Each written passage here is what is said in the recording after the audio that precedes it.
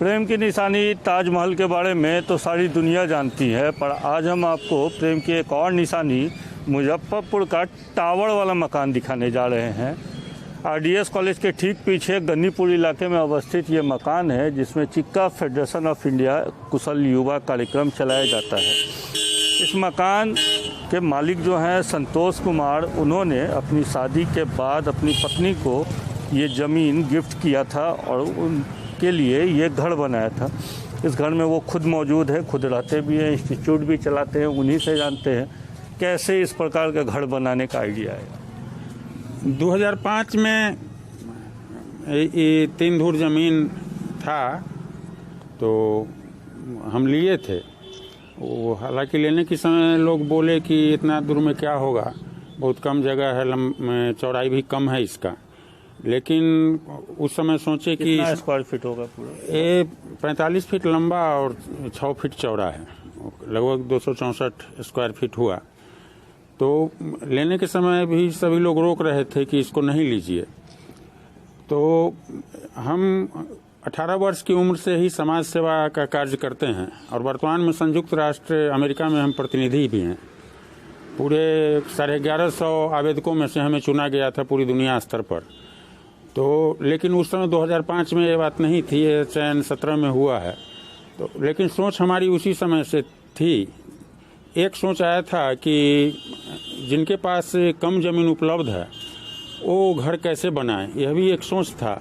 और उसी सोच के तहत इस ज़मीन का निबंधन हमने कराने के बाद इसको कभी नक्शा वगैरह के लिए जाते थे तो नगर निगम में बोला जाता था कि कम जगह है, कैसे होगा। लेकिन अच्छी तरह से समझे इस बात को, एक अभियंता से वहीं संपर्क किए 2012 में।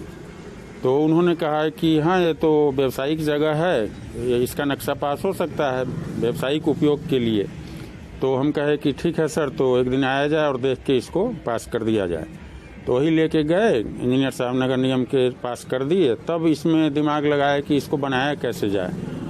और नक्शा भी अप्रूव कराना होता है, लेकिन इस नक्शा को भी हम खुद ही बना के ले गए कि ऐसा व्यावसायिक ही है तो इस तरह से बनाते हैं तो इसमें कोई दिक्कत तो नहीं। तो उनके तरफ से कोई इसमें विरोधाभास नहीं हुआ और इस नक्शा को पारित कर दिया गया।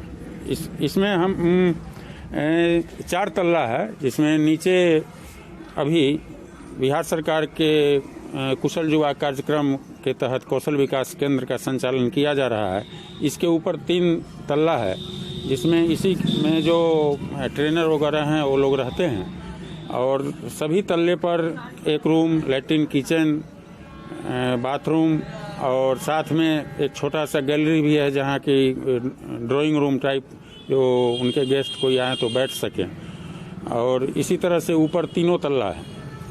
तो मुख्य सोच यही था कि जिनके पास 2 सीढ़ियां दिख रही है, एक बाहर से एक अंदर से, जी, जगह की कमी होने के बावजूद इस प्रकार का जी, ये बाहर वाली सीढ़ी उस समय नहीं था, इसलिए वो लोहा का सीढ़ी अंदर से लगाया गया था। इसमें खर्च भी आता उस समय, इस सोच के भी तहत वो एक बनाया गया था। इसका निर्माण बाद में कराया गया था। ये बातचीत करते करते घर भी देखते हैं तो जानते हैं इस घर के बारे में।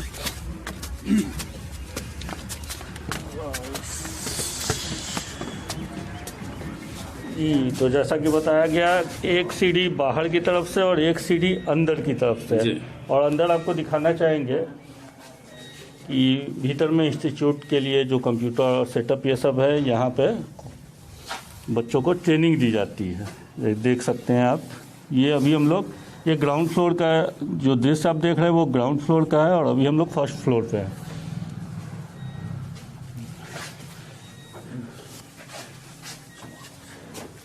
अब घर के भीतर चलते हैं, वहाँ से भी देखते हैं कि किस प्रकार ये घर बना है।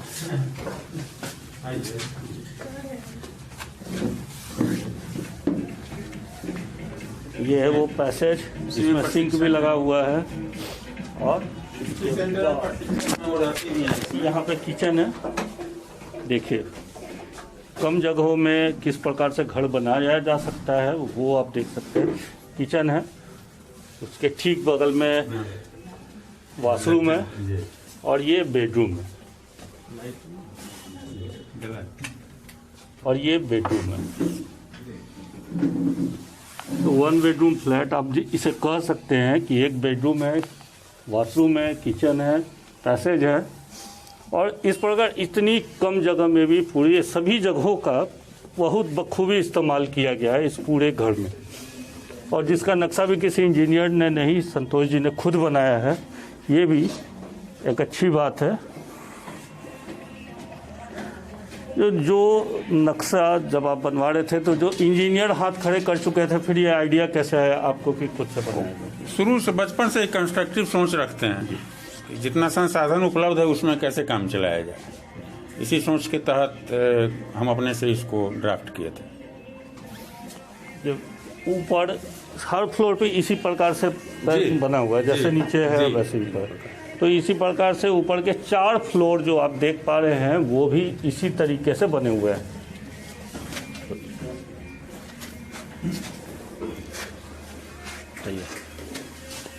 पॉज है ना, काट लेंगे। जिस प्रकार अभी आपने भीतर का देखा कि G+1 बेडरूम का ये पूरा फ्लैट जो है इन्होंने 6x45 फीट के प्लॉट में बनाया। इस प्लॉट के खरीदने के पीछे भी एक कहानी है जो लोग कहते हैं, क्या कुछ कहानी? जी, वो तुरंत शादी हुई थी, तो जब इसका निबंधन कराए तो पत्नी को हम बोले कि वो लोग अपने यहाँ सिस्टम चलता है कि मुँह दिखाई में दे रहे हैं, तो वो उसको भी कहा जा सकता है। बहुत छोटा सा प्लॉट क्यों दिए मुँह दिखाई में? जी, अब तो हम लोग गांव के रहने वाले लोग हैं, शहर में मूलतः कहाँ के रहने वाले हैं? कटरा ब्लॉक में अम्मा गांव हुआ हमारा, तो गांव वाले लोग के लिए शहर में इतना ही बहुत हुआ, इसीलिए उसको कोई कम करके नहीं आके थे। और शहरी ज़मीन है, रोड साइड है सर, इसीलिए। यही कुछ कहानी है इस टावर वाले घर के। हमारे साथ इस घर के जो मालिक थे संतोष जी, उन्होंने इस पूरे घर की कहानी भी साझा की। मुजफ्फरपुर से NBT के लिए मैं संदीप कुमार।